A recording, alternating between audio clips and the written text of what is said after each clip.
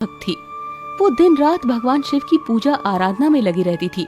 उसका बेटा राणा खेती करता, फसल ठीक ठाक होती थी, लेकिन माँ के पास हमेशा गरीबी का रोना रोता रहता। वो फटी साड़ी को भी सिलाई करके पहन लिया करती, लेकिन कभी बेटे बहू से कोई शिकायत नहीं करती। उसकी बहू मनीषा सास को देखना नहीं चाहती, ना तो ठीक से खाना देती, ना पहनने को कपड़े। कमला शिव की आरती करते हुए बोली, ओम जय शिव ओमकारा, प्रभु जय शिव ओमकारा। आरती खत्म होने के बाद कमला राणा से बोली, बेटे तुम काम पे जा रहे हो, ये लो प्रसाद ले लो, शिव जी की कृपा तुम्हारे ऊपर बनी रहे। तभी उसकी बहू ने कहा, हाँ हाँ, ऐसे दिन भर पूजा पाठ करते रहने से अगर सब काम बन जाए फिर तो सब पूजा ही करते रहे। आपके पास तो कोई काम धाम है नहीं सिवाय शिव जी की पूजा के, फिर भी आपके शिव जी तो कुछ करते नहीं, आप बस बैठे बैठे अनाज तोड़ती हो। बहू के ताने सुनकर भी कमला कुछ ना बोलती। बेटा राणा भी बीवी को कुछ नहीं कहता और चुपचाप अपने खेत पर चला जाता। कमला घर में पूजा करती और फिर मंदिर जाती। वो दिन भर शिव भक्ति में ही खुद को व्यस्त रखती। इधर मनीषा खुद तो बड़े अच्छे अच्छे भोजन बनाकर खाती, लेकिन सास को रूखा सूखा खिलाती, जिससे कमला दिन प्रतिदिन कमजोर होती जा रही थी। मनीषा कमला से बोली, माँ जी खाली पूजा ही करेंगी, कभी कभार थोड़ा बहुत घर के काम भी कर लिया कीजिए। दिन भर मैं अकेली सारा काम करके थक जाती हूँ और आप सिर्फ खाती हैं और पूजा में लीन रहती हैं। ठीक है बहू, लाओ मैं झाड़ू लगा देती हूँ। हाँ हाँ, सिर्फ झाड़ू ही लगाने से नहीं होगा, थोड़े बहुत बर्तन हैं, उसे भी जरा धो देना। ठीक है बहू। कमला रोज सुबह उठकर झाड़ू लगाती और दोनों वक्त के बर्तन भी धोती और बाकी सारे समय वो शिवजी की पूजा में लगी रहती।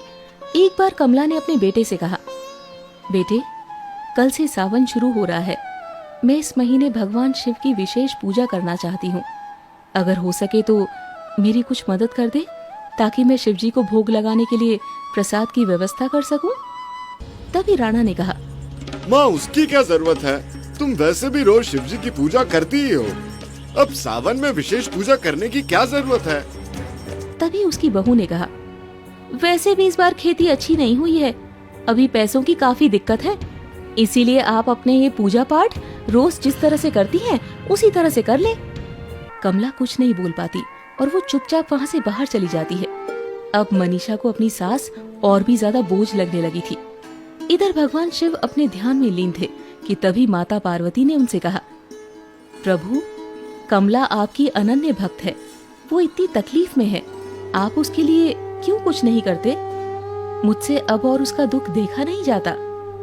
तभी शिवजी ने कहा, देवी, इंसान को अपने पिछले जन्मों के कर्म हर हाल में भोगने पड़ते हैं, वही हो रहा है कमला के साथ, लेकिन अब बस कुछ और ही दिन की बात है, उसके बाद उसकी सारी तकलीफ खत्म हो जाएगी।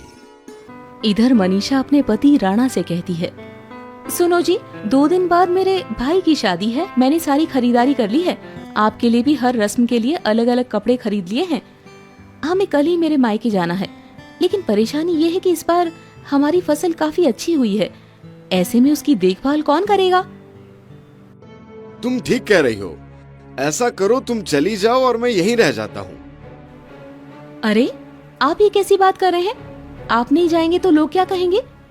मैं क्या कहती हूँ कि माँ जी तो वैसे भी कुछ करती नहीं है, खेत में ही बने उस झोपड़े में उन्हें रहने के लिए दे दो और उनकी शिवजी की मूर्ति भी वहीं दे दो, वो वहाँ पर रहकर शिव की भक्ति भी कर लेंगी, अपना भोजन पकाकर खा भी लेंगी और खेतों की देखभाल भी कर लेंगी।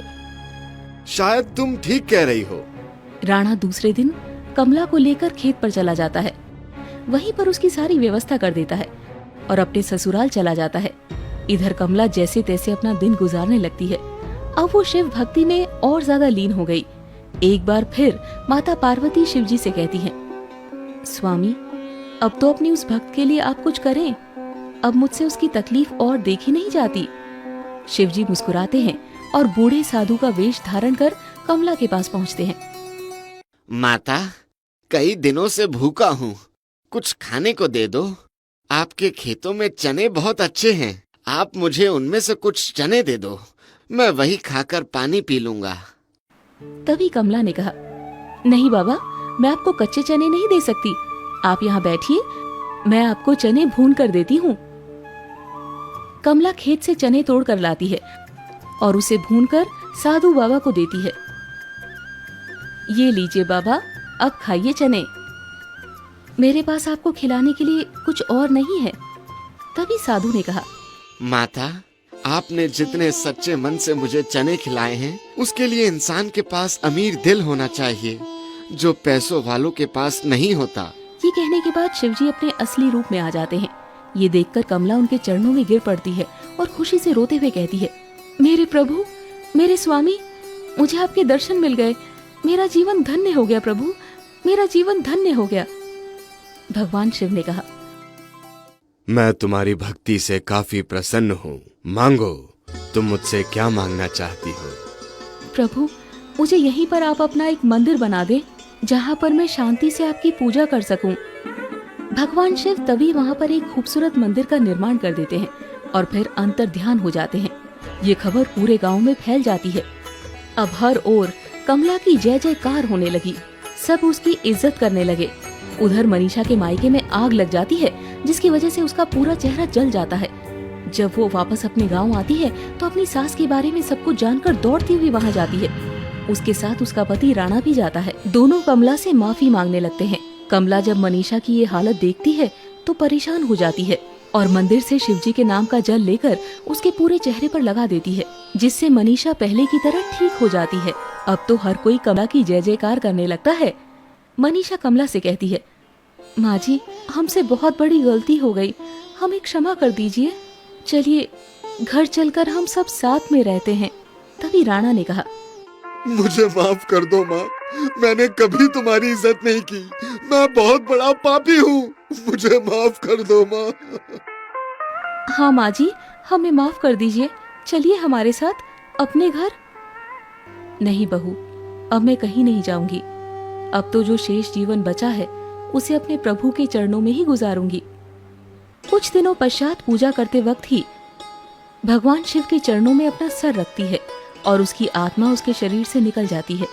बेटे बहू कमला का पूरे नियम से श्राद्ध कर्म करते हैं। अब उसके बेटे बहू भी शिवजी की पूजा करने लगते हैं और सारे अच्छे कार्य करने लगते हैं। भगवान शिव के उस मंदिर की प्रसिद्धि दूर दूर तक फैल जाती है और मंदिर में प्रतिदिन भक्तों की लाइन लगने लगती है।